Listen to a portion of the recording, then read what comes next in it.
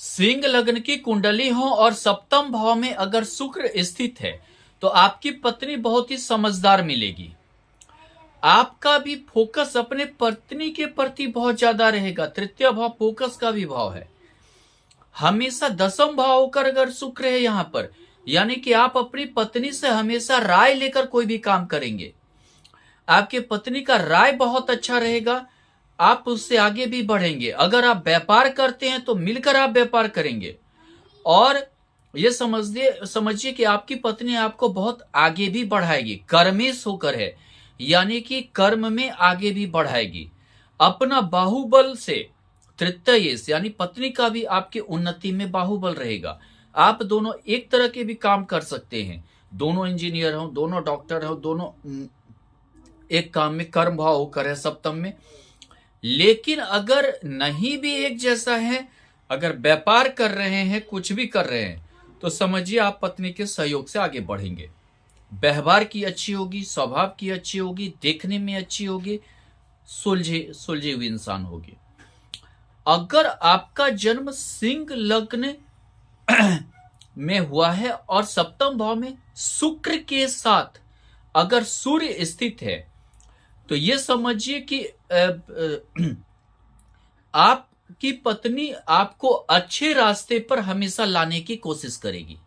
लग्नेश दशम में इसका युति है, हमेशा उन्नति करवाने की कोशिश करेगी। कर्म में तृतीय होकर यहां से शुक्र है सूर्य के साथ, लग्नेश के साथ, हमेशा आपको हिम्मत देगी ताकि आप उन्नति करें।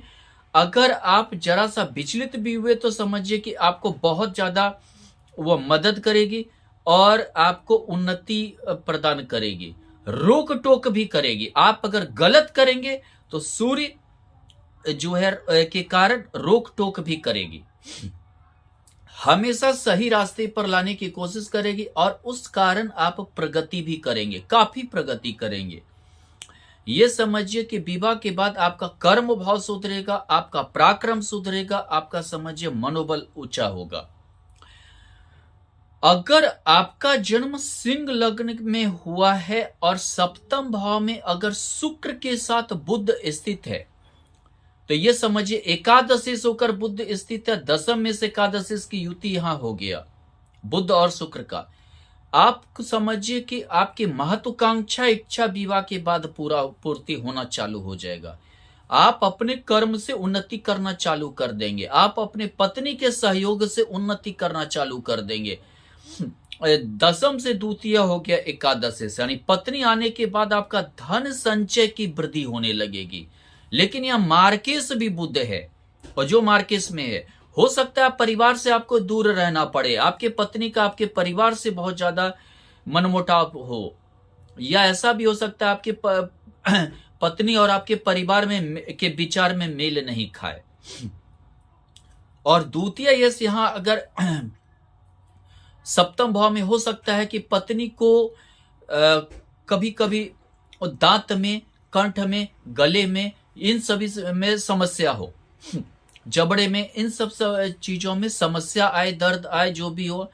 और कभी कभी क्या है कि थोड़ा सा मानसिक रूप से थोड़ा जल्दी थकावट आना या तनाव होना, ये भी कभी कभी समस्या मार्केश के कारण हो सकता है। अगर आपकी सिंह लग्न की कुंडली है और सप्तम भाव में अगर आपका शुक्र के साथ मंगल स्थित है, तो विवाह के बाद आप भाग्यशाली हो जाएंगे। भाग्येश होकर मंगल, हालांकि मांगलिक कुंडली भी है, लेकिन सिंह लग्न वाले के लिए मंगल योगकारी होता है, चतुर्थेश और भाग्येश होता है।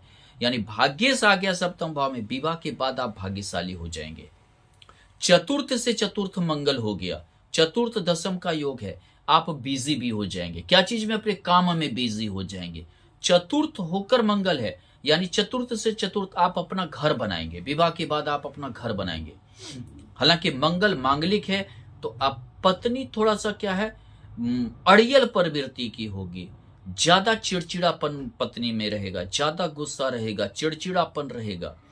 शुक्र मंगल के कारण एनर्जेटिक भी रहेगा। बहुत बार कहा जाता है शुक्र मंगल का युति कैरेक्टर लेके जो है दिक्कत करता है। ऐसा नहीं है कि हमेशा कैरेक्टर लेके दिक्कत करता है, हमेशा जो जरूरी नहीं है कैरेक्टर लेके दिक्कत ही करे पत्नी का।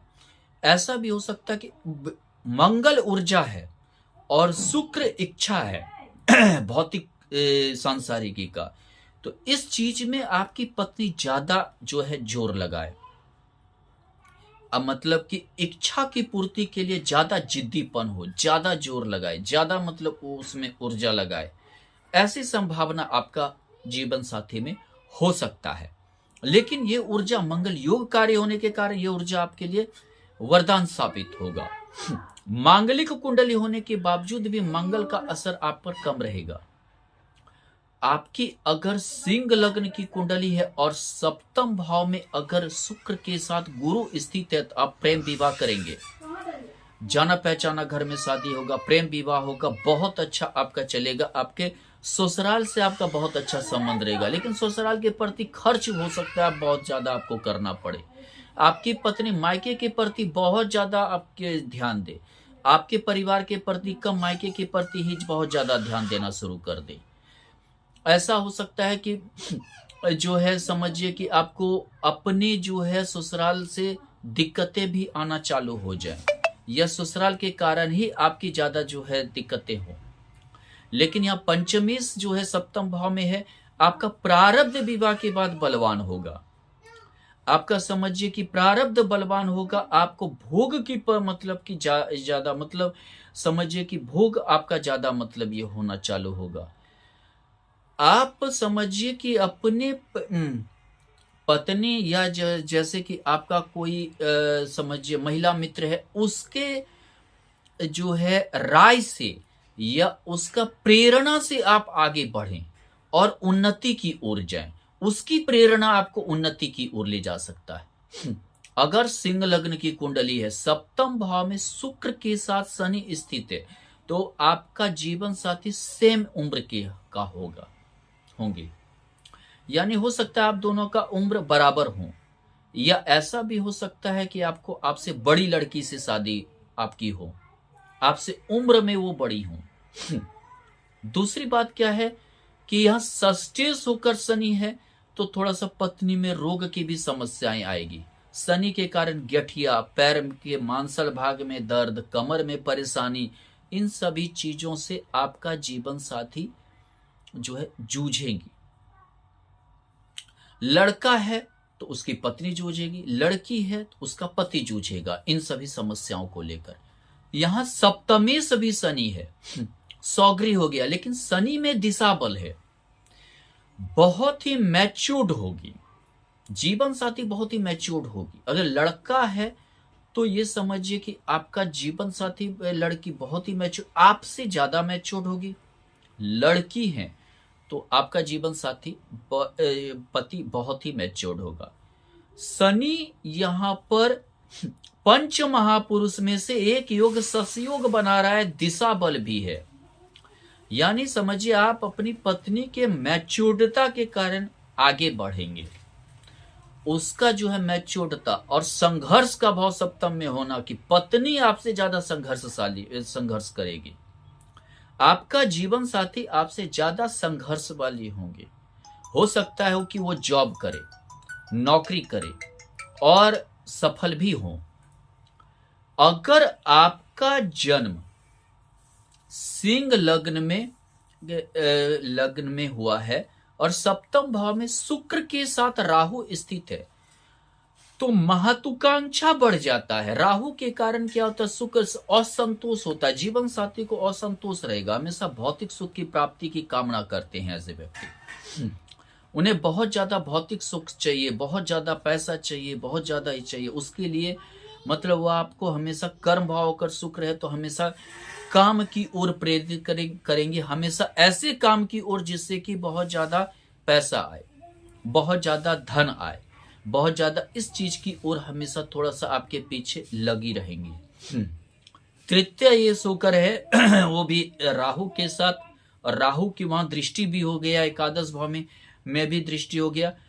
दशम में से शुक्र, एकादश भाव में राहु की दृष्टि महत्वाकांक्षा की ओर हमेशा प्रेरित करेंगे कि ये महत्वाकांक्षा की पूर्ति, असंतोष की थोड़ा भावना रहेगा।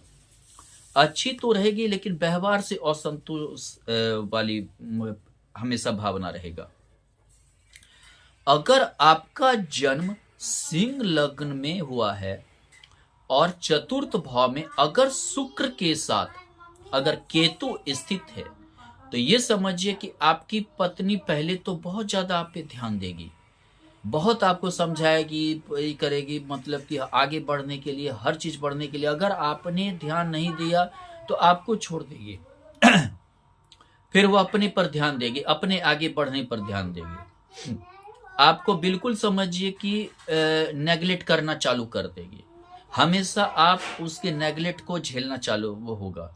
दूसरी बात, उसके बाद आप और ज्यादा लापरवाह हो सकते हैं, और ज्यादा आप समझिए कि बिल्कुल लापरवाही आपके अंदर, केयरलेस वाली स्थिति रह जाएगी।